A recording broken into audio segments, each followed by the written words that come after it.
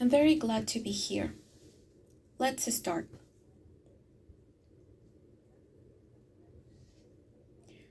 So, where is Australia?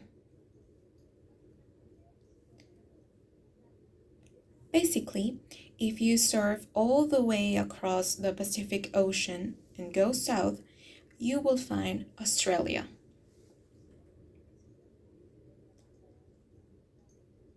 Australia is on the south hemisphere. The white part you can see is the Antarctica. Australia has very few neighbors. In the lower part, you can see New Zealand. It's a small but developed country. In the upper area, there are some islands, such as Indonesia,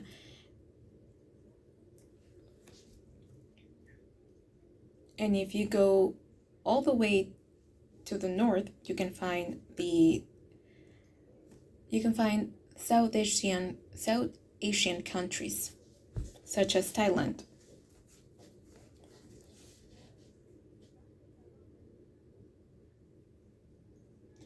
Australia is a very big continent.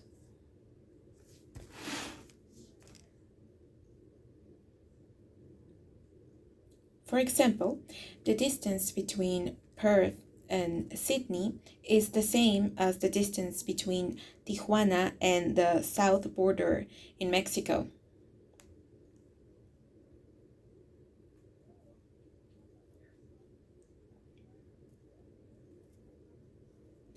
Regarding population, in Australia, there's a small population,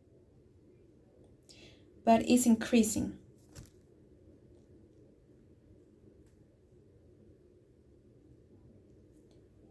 The population mainly lives in cities located in the coast of Australia.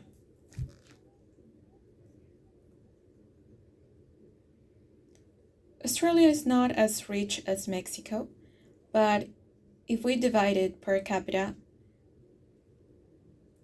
it's richer.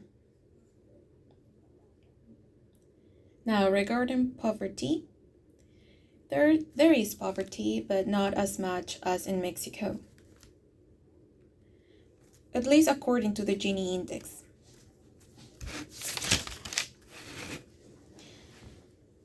Australia is a member of the Commonwealth.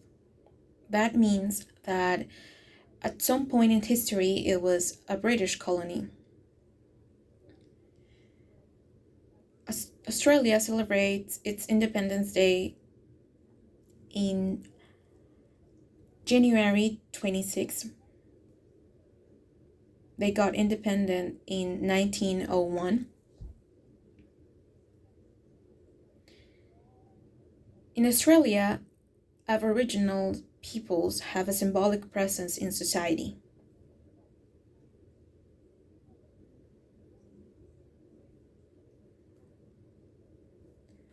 There is an ongoing debate regarding the National Day because some people think that it should be called Invasion Day. Australia separated from the UK but still belongs to the Commonwealth, along with other former colonies such as South African colonies.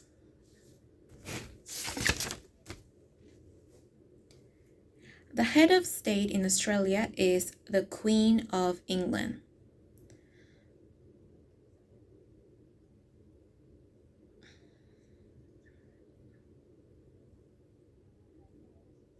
Not long ago, there was a referendum about whether Australia should keep the Queen of England as the head of state.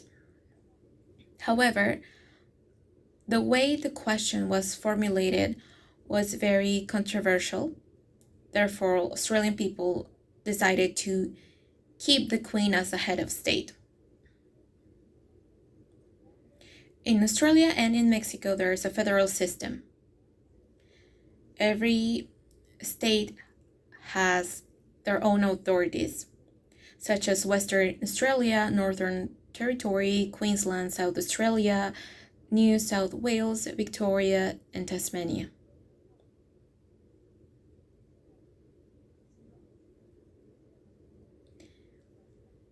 To provide an example, the Northern Territory is like the federal city in Mexico.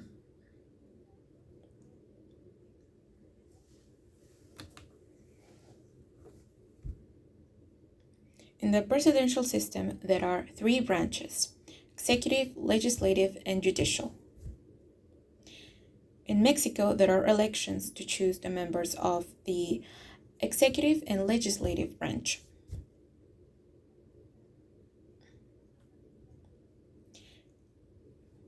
However, the duties in the parliamentary system are different.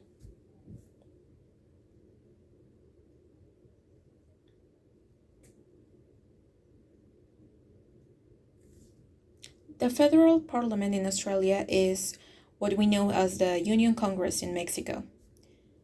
In Australia is a bicameral system in which we can find the House of Representatives and the Senate.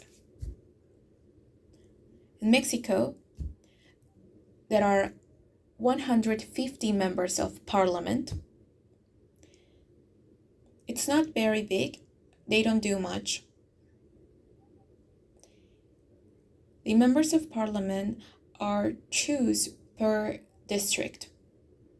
This is known as electorate seats.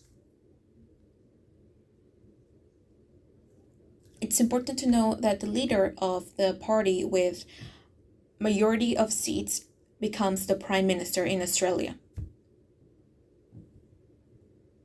It's useless to make a comparison with Mexico because normally the Senate is from the same party as the president in Mexico.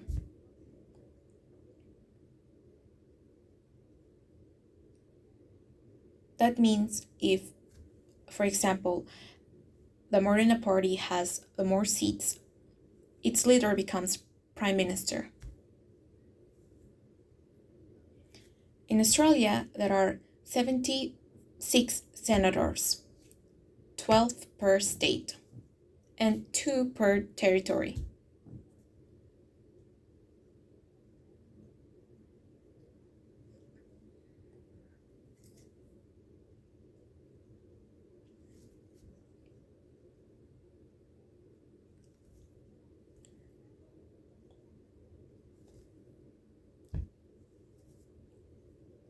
Regarding the duties of the Senate, just as in Mexico, it has a very important role. However, the highest body is the House of Representatives. That is called the lower house.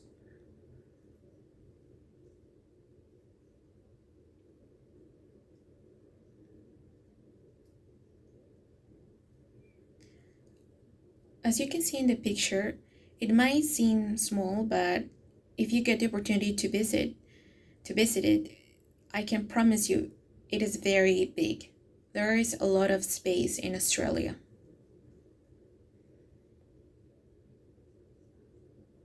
You can find both of the houses in this place.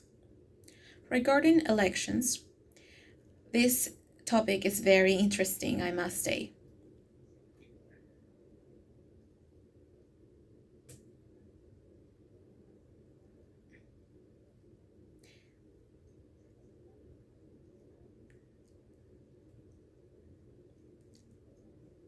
In Australia, the federal elections are every 3 years. However, in Mexico, is every 6 years. Mainly because of all the dictatorships in Latin America.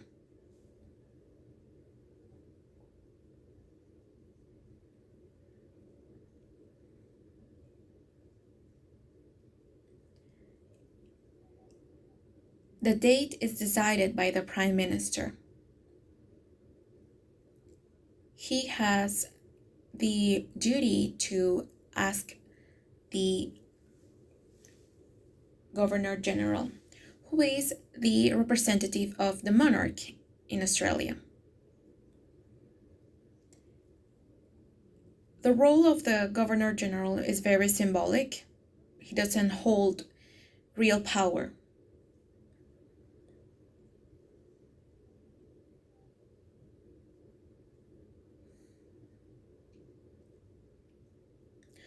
Let's go back to the elections. There is a point where the Prime Minister decides to call elections. Therefore, he has to formally ask for the permission of the Governor General.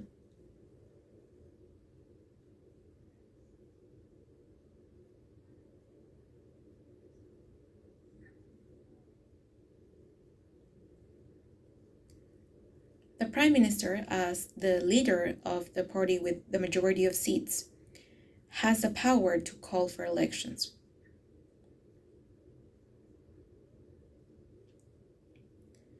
For instance, the previous last minister felt that he didn't have enough support from the parliament, even though he had the majority of seats. At some point, he decides to call elections earlier to get the majority of the parties. But it didn't work.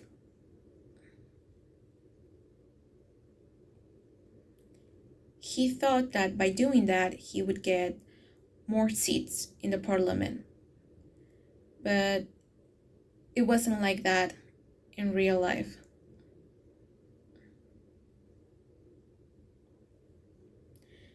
Another example is when there was a prime minister, but he felt that there was a crisis. He decides to meet the Governor General to dissolve the parliament. This is a very rare case. It's not common in Australia.